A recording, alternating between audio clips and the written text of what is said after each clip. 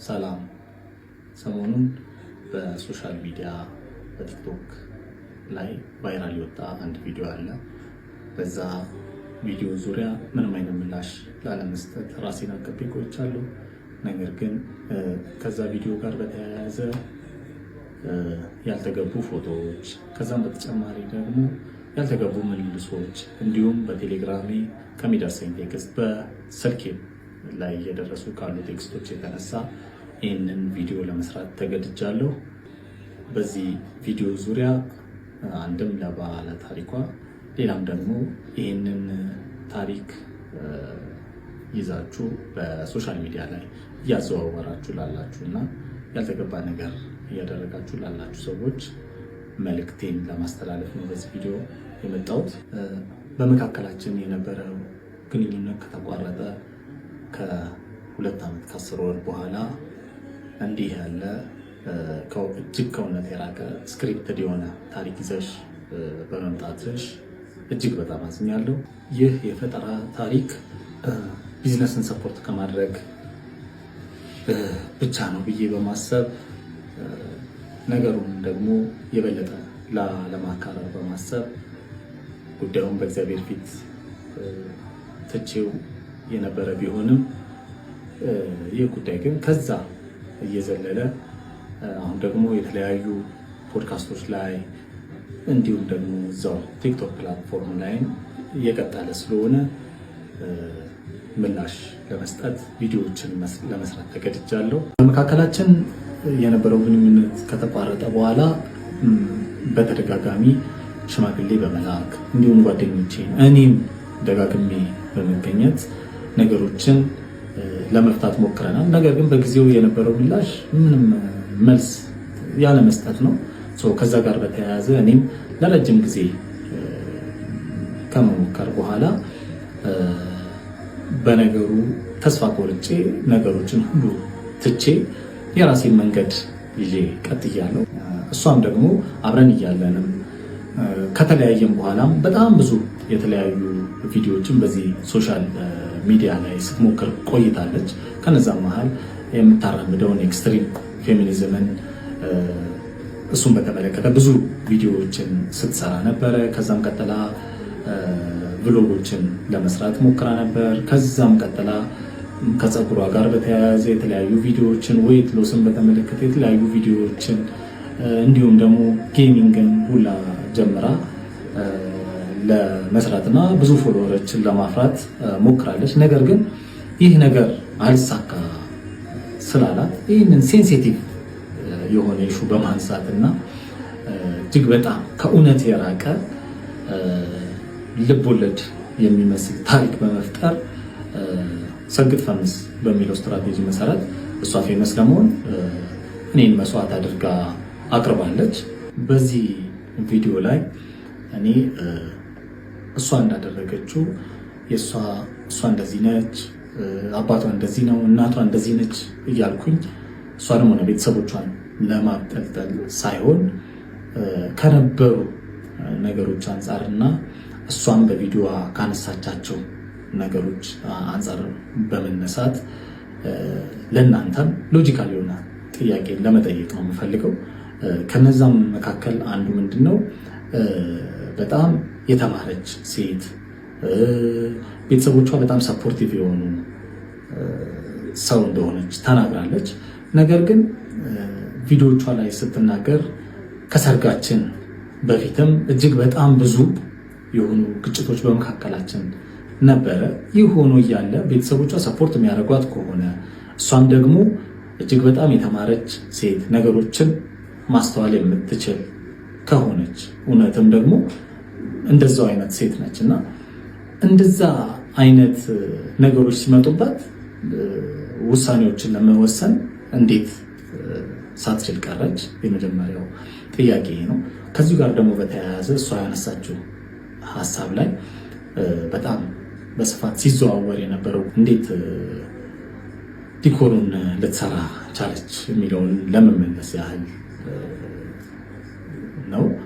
ቀድሞ እኔና እሷ ስንስማማ በእሷ በኩል 50 ሰው በእኔ በኩል 50 ሰው ተጠርቶ ወደ 100 ሰው የሚጠጋ ሰው ተጠርቶ በጣም ቀላል የሆነ ዲኮር ሰርተን ከዛም በኋላ ትንሽ ፕሮግራም አድርገን ሰርጉ በዛ መልኩ እንዲከናወን የታቀደ ነበረ።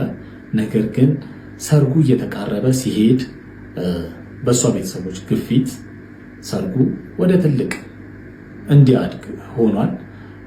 በዛም እሷን በቪዲዮ ገልጸዋለች። በእነሱ ሳይድ 500 ምናምን ሰው እንደተጠራ፣ በእኛ ሳይድ ደግሞ 100 አካባቢ ሰዎች እንደተጠሩ ተናግራለች።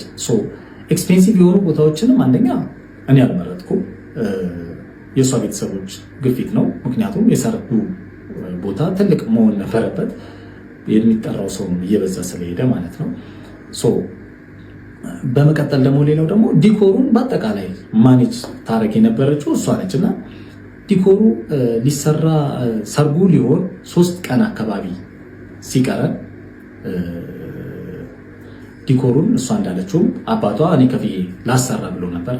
ነገር ግን እኔም እሷም ተነጋግረን ስፔሻሊ ደግሞ እሷ ነበረች ያን ነገር ዲሳይድ የምታደርገው ዲኮሩን ከዲኮር ጋር በተያያዘ እና ያንን ነገር አብረን በጋራ ወስነን ዲኮሩን እኛ እንደምንሰራ ተነጋግረን ልንሰራው ሞክረናል። ነገር ግን በዕለቱ በአንዳንድ ነገሮች አለመሰካካት ምክንያት ዲኮሩን ላንጨርስ ችለናል። በዋዜማው እንደውም የሰርጉ ዕለት እኔ ቦታው ድረስ ተገኝቼ እስከ 6 ሰዓት ዲኮሩን ሌሎች ልጆች ተቀጥረው መጥተው እሷ እንዳለችው አባቷ ከፍሎ ሌሎች ልጆች መጥተው ዲኮሩ እንዲጠናቀቅ ሆኗል። ከዚህም በተጨማሪ በገንዘብ ዙሪያ ያነሳቻቸው ኢሹዎች አሉ። በመጀመሪያ ዲኮሩን በሚመለከት ሙሉ ለሙሉ የዲኮሩን ገንዘቡን ጨምሮ ማኔጅ የምታረግ የነበረችው እሷ ነች። ገንዘቦች በጠቅላላ የሚገቡት ወደ እሷ አካውንት ነበረ። ከዛም በተጨማሪ ደግሞ የኮፊ ሾፑን ገንዘብ ማኔጅ የምታደርገው እሷ ነች። ኢቨኒፍ ደግሞ እኔ የምሰራው የራይድም ገንዘብ በእሷ በኩል ነበረ ማኔጅ የምናደርገው። ቶታሊ ገንዘቡን ኮንትሮል የምታደርገው እሷ ነበረች። ከዛም በኋላ እዛው ላይ ያነሳችው አንድ ሹ ደግሞ እንደ ትልቅ ግጭት ስልኬን እስከ መስበር ደረስኩ ያለችበት ግጭት የመጣው አንድ ቲቪ ስቴሽን ላይ የዲኮር ስራ ለመስራት በመስማማታችን ለዛ ቴሌቪዥን ስቴሽን የሚያስፈልጉ የዲኮር እቃዎችን ለመግዛት ወደ መርካቶ በምንሄድበት ጊዜ የእቁብ ገንዘብ ደርሶን ነበረ። ያንን ገንዘብ በወቅቱ ጓደኛዬ የባንክ ክፍያ ስለነበረበት ለሱ አሳልፌ ሰጥቼ ከዛም በኋላ እኔ ደግሞ ከሌላ ጓደኛዬ ገንዘብ ተበድሬ አምጥቻለሁ። ነገር ግን በዛ ጊዜ ወደ ግጭት ውስጥ የከተተን የእቁብ ገንዘቡን እያለን ለምን ወደ ሌላ ብድር ውስጥ መግባት አስፈለገ የሚል ነገር አጋጭቶን ነበር። በዛ ሰዓት ደግሞ እኔም በነበረው ግጭት መሃል በጓደኞቼ አትምጪ አይነት ንግግሮች መጥተው ነበረ። ያ ነገር በጣም አበሳጭቷት ስልክ እስከ መስበር ምናምን ድረስ ደርሳለች በወቅቱ። እኔም ደግሞ ያ ነገር ጥፋትም ስለሆነ ይቅርታ ጠይቄ አልፏል። ከዛም በተጨማሪ ኮንትሮል እደረጋለሁ ውሃ ለመጠጣት እስከማልችል ድረስ ምናምን የሚሉ ሌሎች ሀሳቦችን ከዛም በተጨማሪ ሌሎችም እዚህ ማህበራዊ ሚዲያ ላይ ሊወጡ የማይገቡ ስፔሻሊ እንደኖርንበት ማህበረሰብ እንዳደግንበትን ቤተሰብ እንደዚህ አይነት ኢሹዎች እዚህ ሶሻል ሚዲያ ላይ ወጥቼ ለማውራት እኔ እንደዛ አይነት አስተሳሰብም ስለሌለኝ እዚህ ሶሻል ሚዲያ ላይ ወጥቼ መናገር አልፈልግም። ከነዛ ጋር በተያያዘ የተለያዩ ውሸቶች ፈጥራ ታሪኩን በማጋነን ለዚህ አድርሰዋለች። በመጀመሪያ እንደዚህ አይነት ስብዕና የለኝም። እንደው ነገሩ እሷ እንዳለችው እንደዚህ አይነት አስተሳሰብ ኖሮኝ እንኳን ቢሆን እሷ ከምትከተለው ኤክስትሪም ፌሚኒዝም አንጻር አትቢ አጠጪ እስከሚለው ድረስ ታግሳ እዚህ ደረጃ አንደርስም ነበረ። ነገር ግን ለዚህ አስተሳሰብ እና እንደዚህ አይነት ውሸቶችን ለመፍጠር የዳረጋት ብዬ ማስበው አንደኛ የነበረባት ቻይልድሁድ ትራውማቲክ ኤክስፒሪየንስ እና የምትከተለው የምታቀነቅነው የኤክስትሪም ፌሚኒዝም አስተሳሰብ ከዛም በተጨማሪ ደግሞ አምላክ የለም የሚለው ኤቲዝም አስተሳሰቧ ለዚህ ዳርጓታል ብዬ አስባለሁ። ምክንያቱም መጽሐፍ ሲናገር እግዚአብሔርን ለማወቅ ባልወደዱት መጠን እግዚአብሔር የማይረባውን ያደርጉ ዘንድ ለማይረባ አእምሮ አሳልፎ ሰጣቸው ተብሎ እንደተጻፈው ይህንን የማይረባ ነገር ታደርግ ዘንድ አእምሯን ለማይረባ ነገር ተጠቅመዋለች ብዬ አስባለሁ። ይህ ደግሞ ከእርሷ ብቻ ሳይሆን የሰይጣን የሆነ አስተሳሰብ ነው ብዬ አምናለሁኝ። ከዚህ ጋር በተያያዘ ደግሞ ነገሩ ይቆማል ብዬ ብጠብቅም ከዚህ ከቲክቶክ አልፎ ደግሞ በዩቲዩቦች ላይ በሌሎችም ቦታዎች ላይ እየተሰራጨ ስለሚገኝ ይህን ነገር ለማስቆም ሲባል እና የስም ማጥፋት ዘመቻውንም ለማስቆም ሲባል ወደ ሕግ የሚሄድ መሆኑን ለማሳወቅ እወዳለሁ። ይህን ሀሳብ ደግሞ ተቀብላችሁ እውነተኛነቱን ሳታረጋግጡ በሶሻል ሚዲያ ላይ የምታሰራጩ እንዲሁም በዩቲዩብ ላይ የምታቀርቡ ሰዎች እውነተኛነቱን የታሪኩን እውነተኛነት ሳታረጋግጡ ለፍርድ ባትቸኩሉ መልካም ነው ብዬ አስባለሁ። ከዛ በተጨማሪም ደግሞ የሀሳቡ ዋነኛ ማስተላለፍ የተፈለገው ነገር ምንድን ነው የሚለው ነገር